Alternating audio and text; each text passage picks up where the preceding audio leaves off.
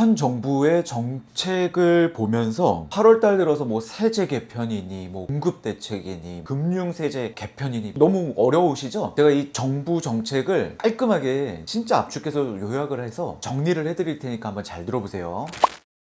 안녕하세요. 부동산 코디네이터 열정PM입니다. 8월 달에 세제 개편, 사실은 7월부터였죠. 대토론회 한다, 뭐 세제 개편 한다, 뭐 짜고 치는 고스톱이었던 것 같긴 한데 이미 정해진 시나리오대로 간 것 같은데, 또 8월 13일 날 공급 대책이라고 장문에 막 60페이지 또 발표했잖아요. 목적은 전월세, 매매 시장 안정화 하면서 주택 공급 신속하게 하겠다. 이게 딱 4개의 카테고리거든요. 이제 세제 개편은 제가 얼마 전 영상에 또 말씀드리고 하반기 전망을 해드렸고, 요번 2편으로 한번 봐주세요. 공급 대책을 보면서 또 하반기 전망을 한번 해보겠습니다. 이 골자가 딱 4가지로 압축이 돼요. 일단 공공택지를 찾아서 공급을 확대하겠다. 그 다음에 우리 도심 공급 확대하겠다. 도심이라 그러면 뭐가 생각나요? 재개발 재건축. 그 다음에 물론 거기에 내용들 보면 끌어서 작은 사업들도 많이 넣어놨는데 큰 실효는 없고요. 그 다음에 이제 3번째, 이렇게 공급을 하기 위해서 민간 금융 세제 지원을 하겠다, 이런 얘기 보이고요. 그 다음에 마지막, 젊은 분들 특히 또 전월세 스트레스 받잖아요. 그거 대책 이렇게 했는데 웃음만 나오더라고요. 제가 60페이지를 이제 쭉 읽고 있는데, 자, 이런 겁니다. 아까 첫 번째 얘기했던 그 공공택지 공급 확대하겠다는 거, 제 생각은요, 지금 아직 숙제도 남아있어요. 3기 신도시, 고양 창릉이라든가 남양주 왕숙이라든가 하남 교산이라든가 그 동네에 가보세요. 아직도 토지 수용이 잘 안 돼가지고 빌빌빌빌 되고 있는데, 지금 3기 신도시라도 좀 빨리 됐으면 좋겠어요. 그런데 거기 보니까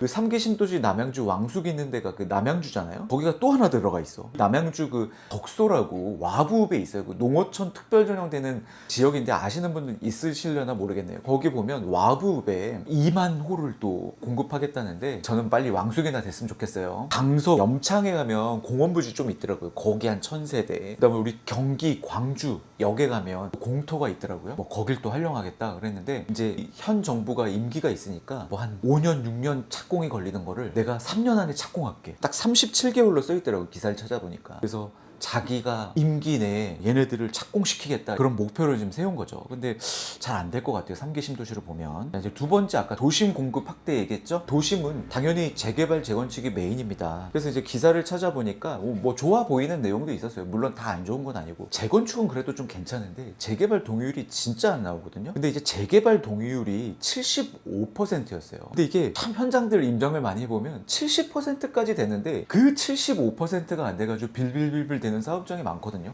근데 요거를 5% 내려준다? 혜택 받을 수 있는 재개발 사업지들이 되게 많을 것 같아요. 요건 좀 칭찬하고 싶고요. 그리고 이제 뭐 재개발 재건축, 오세훈 시장님도 나와서 이주비 대출 풀어달라 막 이런 얘기를 많이 했잖아요. 그게 이제 반영이 됐나 찾아봤더니 반영이 됐는데 큰 실효가 없더라. 조삼 못 사더라. 뭔 얘기냐면 LTV 지금 40에 제한이 걸려 있고 한데 그걸 좀 풀어달라는 목소리였는데, 이게 그 종전 자산 평가액이라고 감정 평가를 하거든요. 그럼 금액이 한 이만큼 나오고요. 그 다음에 비례율을 곱해서 진짜 내가 가져가는 이제 권리가액이 이렇게 낮아져요. 왜냐면 이제 딱 사업 성적을 100점이라고 보면 이게 비례율이 낮아져요. 그러면은 내가 갖고 있는 감정 평가액에서 이 비례율을 곱해서 권리가액이 좀 낮아집니다. 그래서 좀 분담금이 높아지거든요. 근데 이주비 대출은 사실 이렇게 낮아진 내 권리가액에 대해서 나오는 게 아니라 이 종전 자산 평가액의 40%가 나왔는데 종후 자산 평가액이 신축이 됐을 때의 가치에 대한 기준 중에 더 높은 걸로 40%를 해준다는데, 이 종전이랑 종후랑 그렇게 크지가 않아요. 그래가지고 비슷하거나 조금 높거나, 그러니까 크게 또 풀어주진 않은 거예요. 이만큼 높여진 금액에서 40%도 아니고 거의 현장에 가면 비슷비슷하거든요. 종전이나 종후나. 그래서 큰 그런 실효는 아니더라. 세 번째, 금융세제. 금융이랑 세제 지원을 하겠다라고 했는데, 기존에 수요 관리하겠다고 막 주담대 15억 이하는 6억으로 막 묶고 25억 이하는 4억으로 묶고 25억 이상은 막 2억 해주고, 이거를 좀 완화해 주지는 않을 거라고 당연히 생각했는데 역시나 완화는 없고요. 그래도 감사해야 돼. 더 줄이겠다는 얘기는 안 하더라고요. 현재 그냥 유지하겠다. 그것만으로 되게 감사하죠. 지금 26년 하반기에 주담대에 대출 총량 때문에 스트레스 받으셔서 내년 잔금으로 미루려고 하시는 분들도 있는데, 또 대출 한도가 줄으면 어떡하나 걱정하셨던 분들이 있는데, 내년 상반기까지는 그렇게 잡지는 않을 것 같은 느낌이 들어요. 그래서 조금 다행이다. 근데 이제 또 핸디캡 주는 조항도 있었어요. 요즘 돈 갑자기 많이 버시는 분들 있잖아요. 소득이 급 늘으신 분들은 또 DSR 핸디캡 주는 조항이 조금 눈에 띄었고, 그 다음에 네 번째는 전월세 대책. 이게 보니까 골자가요, 살고 싶은 임대주택을 확대 공급하겠다예요. 3, 40대 아이들을 키우고 있는 분들은 아파트에서 학군지에서 거주할 이 전월세가 필요한 건데, 청년들, 부부, 신혼부부 결혼 페널티 없어주겠다, 이런 당근책만 몇 개 주면서 실질적인 전월세 공급하겠다는 얘기가 없어요. 지식산업센터를 하려고 하겠다, 이런 이상한 얘기들만 적어놨더라고요.